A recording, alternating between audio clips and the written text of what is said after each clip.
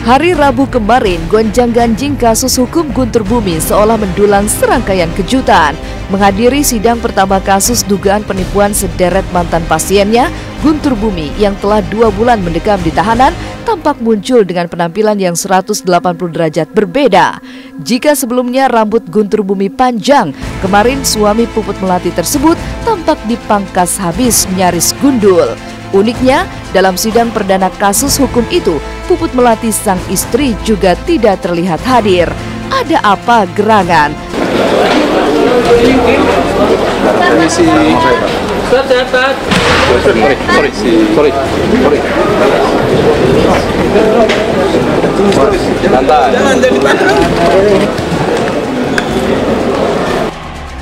Jika selama ini Guntur Bumi kerap didampingi oleh sederet pengacara, mulai dari Sunan Kalijaga hingga Yasin Hasan, namun di hari persidangan kemarin, Guntur Bumi justru didampingi oleh tim kuasa hukum dari OJK Ligis.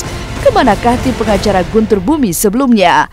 Rupanya diam-diam pengacara Guntur Bumi berbondong-bondong mengundurkan diri, bahkan mengutas kejanggalan demi kejanggalan di balik sidang dengan agenda kesaksian yang tidak mendapatkan eksepsi alias tidak disanggah oleh pihak Guntur Bumi berikut ini. Kenapa saya mengundurkan diri? Selama ini memang saya tutup-tutup. Ya, artinya begini. Dengan saya aja dia masih mungkir. Dan tadi saya cukup mengikuti persidangan. Ya. Yang saya tahu kelompok rekan pengacara itu kan dari Pak Oseka. Ya. Yang namanya Pak Oseka dalam perkara ini beliau ini tidak pernah tidak mengeluarkan eksepsi. Ini menjadi satu hal yang agak membingungkan buat saya.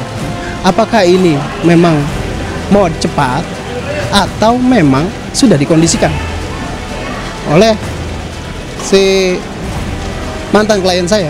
Ya. Tentunya kalau pengacara beliau Pak Oseka tidak mau seperti itu. Ya. Tapi ini ada indikasi, kemungkinan menurut saya indikasinya daripada mantan klien saya. Karena beliau sendiri pernah melakukan hal itu kepada saya. Mengejutkan, sidang perdana kasus Guntur Bumi baru digelar, namun keganjilan demi keganjilan seolah dikuak oleh sederet pihak di luar ruang sidang. Apa yang sebenarnya terjadi? Mengapa Guntur Bumi bahkan baru menunjuk pengacara baru 5 hari jelang persidangan, yaitu tanggal 11 Juli 2014 lalu?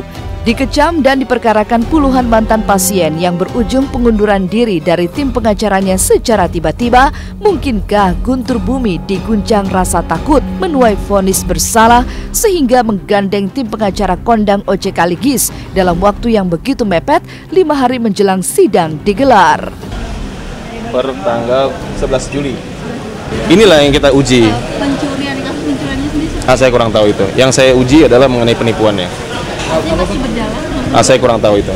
Saya hanya ditunjuk mengenai kasus penipuan ini. Jadi untuk pencurian saya kurang tahu. Dengan acara pembacaan dakwaan dilanjutkan dengan pemeriksaan saksi.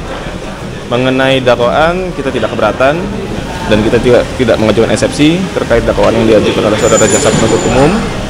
Dan tadi juga kita sudah uji keterangan saksi-saksi, ada 2 orang saksi ya.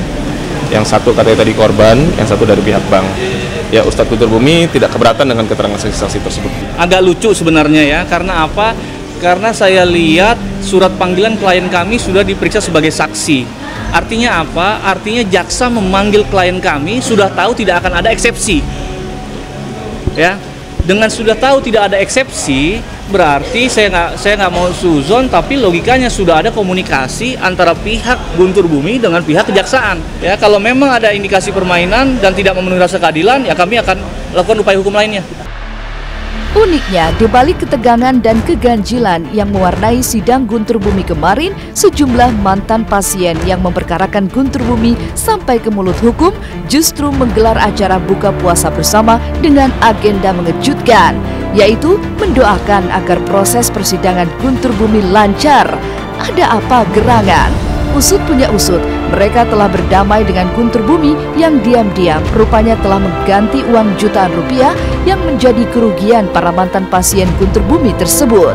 Mau tak mau, tanda tanya besar pun mencuat. Mungkinkah ini salah satu cara lain Guntur Bumi untuk berdamai dan lolos dari jerat hukum seperti yang digulirkan oleh sederet pihak lain? Hanya waktu yang akan menjawab. Ini acara buka bersama sekalian silaturahmi dari korban-korban guntur bumi yang sudah dibayar. Tapi juga memang ada yang belum, tapi juga masih menunggu dan sabar, nggak akan nuntut kayak yang kemarin-kemarin lagi. Kayak Pak Haji sudah ikhlas ya Pak? Ikhlas udah. Ikhlas, kita udah dibayar kok, udah ikhlas semuanya. Mulai kan masih bulan Ramadan juga, bulan Ramadan kan harus memaafkan gitu. Analisis kami kalau kemungkinan bebas sama sekali tidak mungkin, ya kemungkinan bebas. Tetapi kalau dihukum yang ringan dan tidak memenuhi rasa keadilan di masyarakat, mungkin saja. Nah itu yang kami tidak mau terjadi. Ancaman maksimum 4 tahun. Ya dia pasrah ya, cobaan ya. UGB pasrah, ya dia harus sabar, tabah, siap menghadapi cobaan ini ya.